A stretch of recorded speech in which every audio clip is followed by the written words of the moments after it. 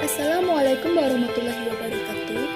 Pada kesempatan kali ini kita akan belajar tentang respirasi dan proses fotosintesis pada tumbuhan.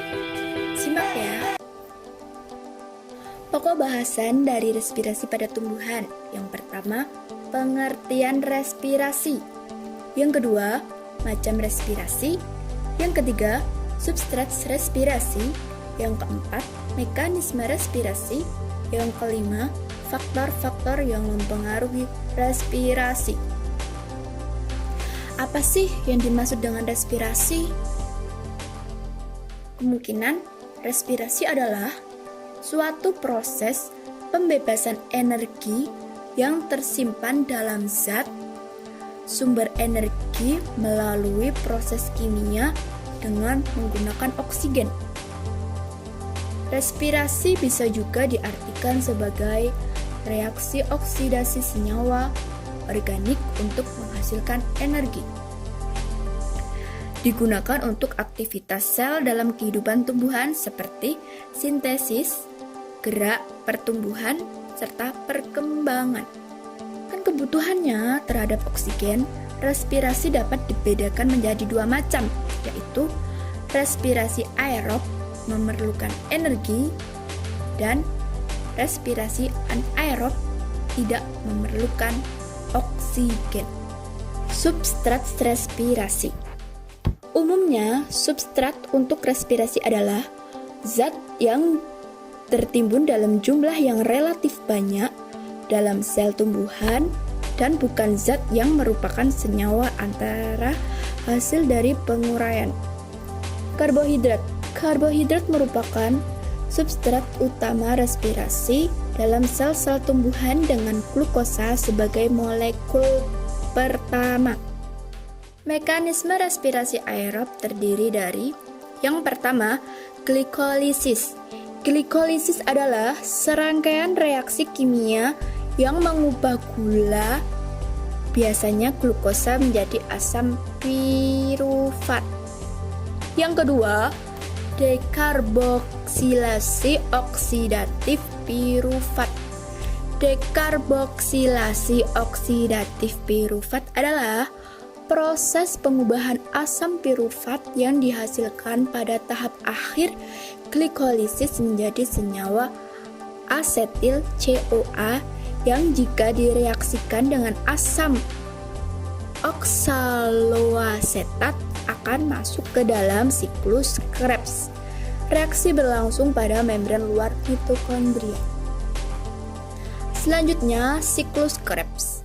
Siklus Krebs atau daur asam sitrat atau daur trikarboksilat merupakan pembongkaran asam pirufat secara aerob menjadi karbon dioksida dan air serta jumlah energi kimia.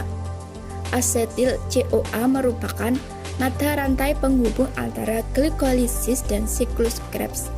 Reaksi ini berlangsung di dalam matriks mitokondria. Selanjutnya, transport elektron dan fosforisasi oksidatif.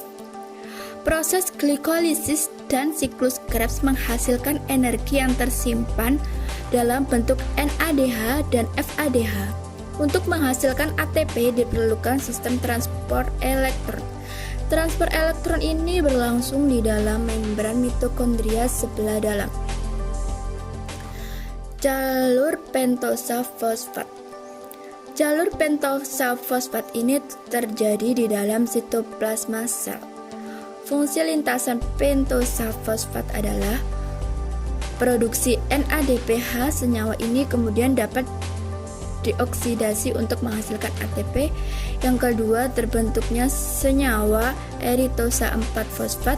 Senyawa ini merupakan bahan baku esensial untuk pembentukan senyawa fenolik seperti sianin dan lignin. Yang ketiga, menghasilkan ribosa 5-fosfat yang merupakan bahan baku untuk ribosa dan deoksiribosa pada nukleotida pada RNA dan DNA. Mekanisme respirasi anaerob. Respirasi anaerob dapat berlangsung pada biji-bijian seperti kacang, padi, biji bunga matahari, dan lain sebagainya. Akan tetapi pada buah-buahan yang basah mendaging pun terdapat respirasi anaerob. Hasil dari respirasi anaerob di dalam jaringan-jaringan tumbuhan tinggi tersebut kebanyakan bukanlah alkohol, melainkan bermacam-macam asam organik seperti asam sitrat, asam malat, asam oksalat, asam tartarat, dan asam susu. Contohnya fermentasi. Fermentasi adalah proses produksi energi dalam sel tanpa membutuhkan oksigen. Gula adalah bahan yang umum dalam fermentasi. Faktor-faktor yang mempengaruhi respirasi ada dua, yaitu faktor internal yang terdiri dari jumlah plasma dalam sel, jumlah substrat respirasi dalam sel, dan unsur dan tipe tumbuhan.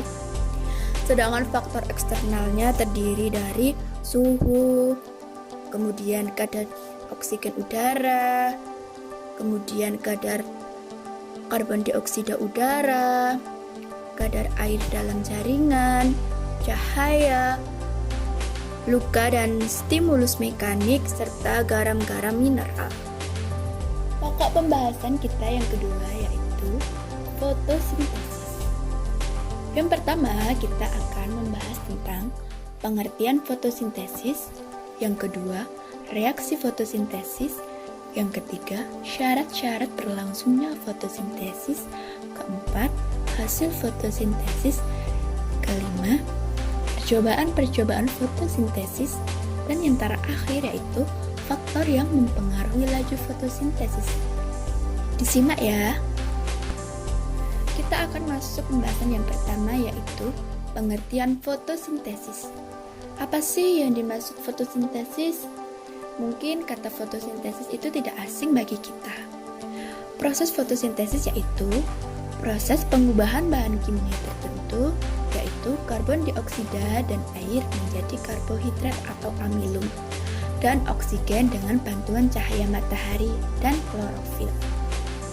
Yang kedua, kita akan membahas tentang reaksi-reaksi fotosintesis. Definisi umum fotosintesis dapat dinyatakan dalam persamaan kimia sederhana, yaitu 6CO2 plus 6H2O menjadi 6H12O6 plus 6O2. Reaksi-reaksi fotosintesis secara umum dibagi dalam dua tahapan dan lokasi yang berbeda. Yang pertama, reaksi terang atau reaksi fotokimia berlangsung dalam tilakoid. Yang kedua, reaksi gelap atau reaksi sintesis berlangsung di stroma. Yang ketiga, yaitu syarat-syarat berlangsungnya fotosintesis.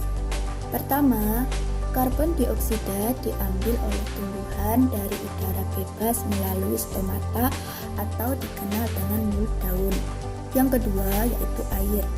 Air diambil dari dalam tanah oleh akar yang diangkut ke daun melalui pembuluh kayu. Yang ketiga yaitu cahaya matahari, dan yang terakhir klorofil atau zat hijau daun sebagai penerimaan energi dan cahaya matahari untuk melangsungkan fotosintesis. Berikutnya, hasil-hasil fotosintesis. Fotosintesis menghasilkan oksigen. Yang kedua, amilum atau glukosa atau karbohidrat. Percobaan-percobaan fotosintesis ada dua, yaitu percobaan dengan search dan yang kedua percobaan dengan ingin host. Akhir, faktor-faktor yang mempengaruhi laju fotosintesis. Yang pertama, cahaya. Yang kedua, klorofil. Yang ketiga, ketersediaan CO2 dan air. Dan yang keempat, suhu atau temperatur. Sekian dari saya. Semoga bermanfaat.